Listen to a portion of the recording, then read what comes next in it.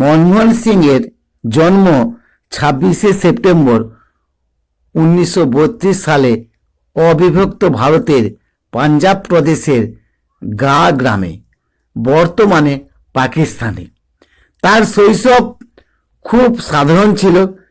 তিনি পাঞ্জাব বিশ্ববিদ্যালয়ে অর্থনীতিতে স্নাতক ডিগ্রি অর্জন করেন। পরবর্তীতে কেমব্রিজ বিশ্ববিদ্যালয় থেকে স্নাতকোত্তর এবং অক্সফোর্ড বিশ্ববিদ্যালয় থেকে ডক্টরেট ডিগ্রি অর্জন করেন। রাজনীতিতে প্রবেশের আগে মনমোহন সিং একজন অর্থনীতিবিদ এবং প্রশাসক হিসাবে উল্লেখযোগ্য ভূমিকা পালন করেন। তিনি ভারতের অর্থনৈতিক উপদেষ্টা, ভারতীয় রিজার্ভ ব্যাংকের গভর্নর এবং অর্থ মন্ত্রণালয়ের সচিব ছিলেন।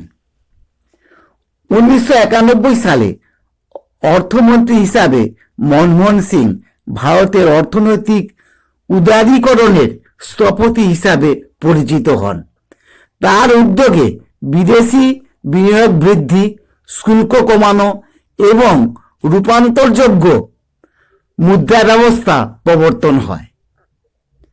2004 সালে তিনি ভারতের 13তম প্রধানমন্ত্রী হন। মনমোহন সিং প্রথম শিখ প্রধানমন্ত্রী হিসাবে ইতিহাস গড়েন। তার নেতৃত্বে ভারত দ্রুত অর্থনৈতিক সাফল্য অর্জন করে।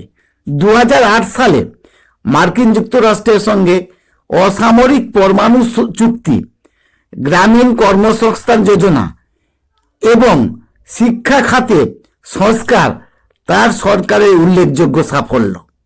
তবে তার সরকারের দুর্নীতির অভিযোগ এবং রাজনৈতিক চাপের মুখোমুখি হয়। 2014 সালে প্রধানমন্ত্রিত্ব থেকে অবসর নেওয়ার পর মনমোহন সিং কিছুটা নিষ্ক্রিয় হয়ে পড়েন। যদিও অর্থনীতি এবং রাজনীতির বিষয়ে তিনি মাঝে মাঝে মতামত দিতেন। বার্ধক্যজনিত অসুস্থতার কারণে 26শে ডিসেম্বর 2024 সালে তিনি শেষ নিঃশ্বাস ত্যাগ করেন। এর জন্য তিনি জাতীয় ও আন্তর্জাতিক স্তরে বহু সম্মান ও পুরস্কারে ভূষিত হন।